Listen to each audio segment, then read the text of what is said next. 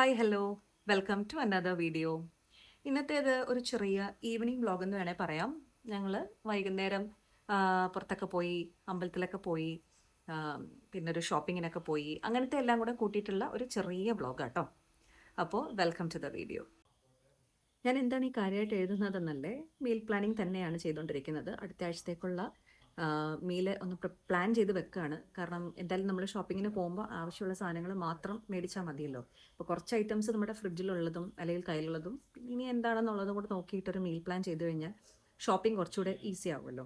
മാത്രമല്ല ഞാൻ ഈ ഒരു മീൽ പ്ലാനിങ് ചെയ്ത് തുടങ്ങിയതിന് ശേഷമാണ് എനിക്ക് ഒരുപാട് വേസ്റ്റേജ് ഓഫ് ഫുഡ് ഒഴിവാക്കാൻ സാധിച്ചത്. അപ്പോൾ അതുകൊണ്ട് തന്നെ ഞാൻ അതിൻ്റെ ഒരു ഫുൾ ക്രെഡിറ്റും ഈ ഒരു ഹാബിറ്റിന് കൊടുക്കുക കേട്ടോ. ഈ ഒരു മീൽ പ്ലാനറും അതിൻ്റെ കൂടെ വരുന്ന ഈ ഒരു പെന്നും ഞാൻ ആമസോണിൽ നിന്ന് മേടിച്ചതാണ്. ഒരുപാട് ടൈപ്പ് ഓഫ് മീൽ പ്ലാനേഴ്സ് ആമസോണിൽ അവൈലബിൾ ആട്ടോ. ഇതിൽ നമുക്ക് അത്യാവശ്യം ഷോപ്പിംഗ് ലിസ്റ്റും കൂടി ആഡ് ചെയ്യാം. അങ്ങനത്തെയാണ്.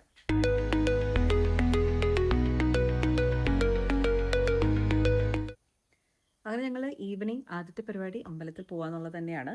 ഞാൻ വീക്ക് എൻഡിലാണ് അമ്പലത്തിൽ പോവുക. അതും ഒരു ഈവനിങ് സമയം, പ്രത്യേകിച്ചും ദീപാരാധനയുടെ സമയമൊക്കെ കഴിഞ്ഞിട്ടാവും.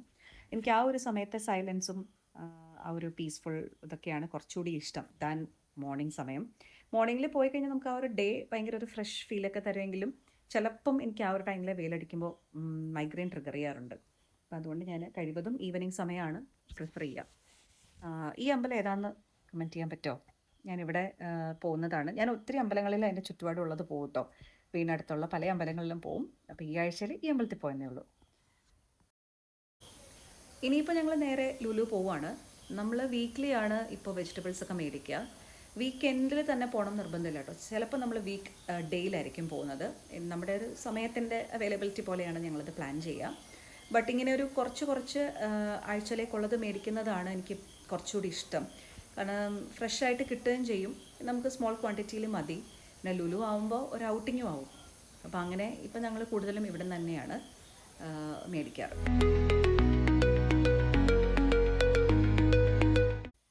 ആക്ച്വലി നമ്മൾ ലുലു എത്തിയപ്പോഴേക്കും ഡിന്നർ ടൈം ആയിരുന്നു. അപ്പം ഞങ്ങളൊരു 3 വർഷത്തോളമായിട്ട് ഈ ഒരു 10 o'clock ബ്രേക്ക്ഫാസ്റ്റും രാത്രിയിൽ ഒരു 7-7:30 ഡിന്നർ ക്ലോസ് ചെയ്യുന്നതും പോലെ ആവുന്നതുകൊണ്ട് ആ ഒരു 7 മണി സമയമൊക്കെ ആകുമ്പോഴേക്ക് ഭയങ്കരമായിട്ട് അങ്ങ് വിശക്കും.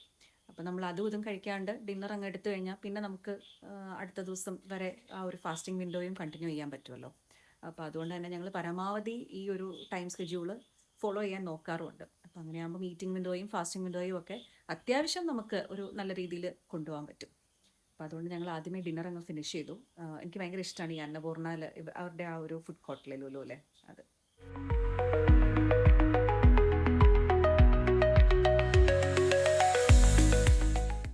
ഇനിയിപ്പോൾ കുറച്ച് ഷോപ്പിംഗ് ആണ്. ഞാൻ അത്യാവശ്യം കരുതുന്ന കുറച്ച് കാര്യങ്ങളാണ് ഇതൊക്കെ for the next week only.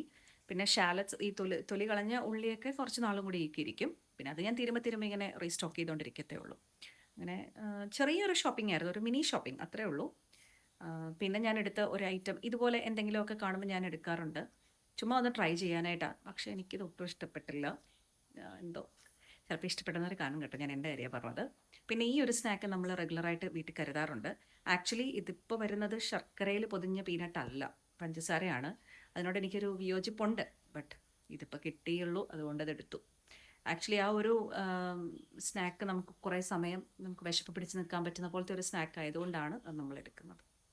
എന്തായാലും ആ ഒരു ചെറിയ ഷോപ്പിംഗ് കഴിഞ്ഞു, നമ്മൾ വീട്ടിലെത്തി. ഇനിയിപ്പോൾ ഈ കൊണ്ടുവന്ന സാധനങ്ങളൊക്കെ ഒന്ന് എടുത്ത് വെക്കണം, അത്രേ ഉള്ളൂ.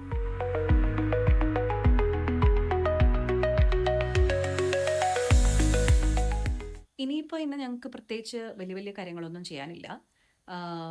വീട്ടിലോട്ടൊക്കെ ഒന്ന് വിളിക്കണം, വിശേഷങ്ങളൊക്കെ ഒന്ന് പറയണം, അന്വേഷിക്കണം, അതൊക്കെ ഉള്ളൂ. പിന്നെ കൊണ്ടുവന്ന സാധനങ്ങളൊക്കെ എടുത്ത് ഓർഗനൈസ് ചെയ്ത് വെക്കുക എന്നുള്ളതാണ് എൻ്റെ അടുത്ത ഒരു ഇമ്പോർട്ടൻറ്റ് ടാസ്ക്. അതാകുമ്പോൾ വെജിറ്റബിൾസ് ഒന്നും കേടാവത്തും ഇല്ല. നമുക്ക് നാളെ രാവിലെ എഴുന്നേറ്റ് കഴിഞ്ഞാൽ എനിക്കും സാധനങ്ങളൊക്കെ പെട്ടെന്ന് ഈസിലി ആക്സസിബിൾ ആൻഡ് എടുത്ത് പെരുമാറാൻ എളുപ്പമുണ്ടല്ലോ. അപ്പോൾ അതാണ് അടുത്ത പരിപാടി. ഞാൻ ഈ യൂസ് ചെയ്യുന്ന ഓറഞ്ച് ബാഗ് നമുക്ക് റിലയൻസിൽ നിന്ന് കിട്ടുന്ന കേട്ടോ. ഓറഞ്ച് ബ്ലൂ ഒക്കെ ഉണ്ട്, എൻ്റെ കയ്യിൽ ഒരു 3 ഉണ്ട്. ഞാൻ അതുമായിട്ടാണ് ഇപ്പോൾ ഷോപ്പിങ്ങിന് പോകുന്നത്.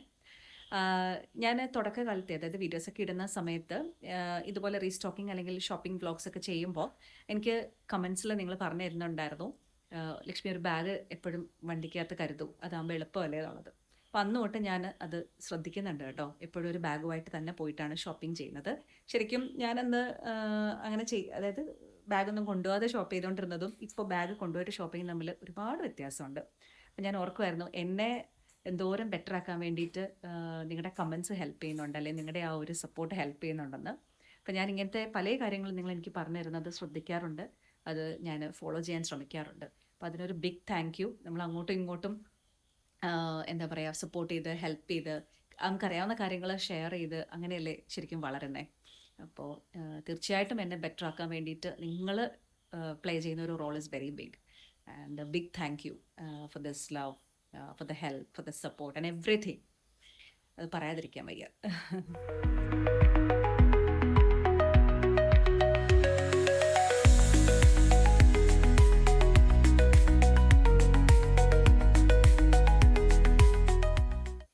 ഈ വെജിറ്റബിൾസ് എല്ലാം ഞാൻ അറേഞ്ച് ചെയ്ത് വെച്ചിരിക്കുന്ന ബോക്സസ് ആമസോണിൽ അവൈലബിൾ ആണ്. അതൊരു പാക്ക് ഓഫ് 6 ആണ്.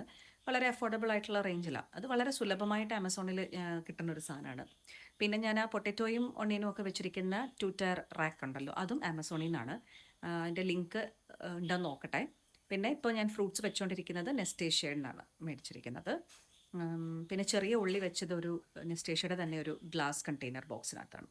അപ്പോൾ ഇതിൻ്റെയൊക്കെ ലിങ്ക് ഉണ്ടെങ്കിൽ ഉള്ളതിൻ്റെയൊക്കെ ഞാൻ ടാഗ് ചെയ്ത് കൊടുത്തേക്കാം കേട്ടോ. അപ്പോൾ നിങ്ങൾക്കും അത് യൂസ്ഫുൾ ആവുമല്ലോ. ഇതൊരു നല്ല ഒരു എസ്തറ്റിക് ആയിട്ടുള്ള ഒരു fruit, not a fruit basket, just a basket, എന്തിനു വേണേലും ഉപയോഗിക്കാം. എനിക്ക് ഭയങ്കരമായിട്ട് ഇഷ്ടപ്പെട്ട ഒരു ഐറ്റം ആയിരുന്നു അത്.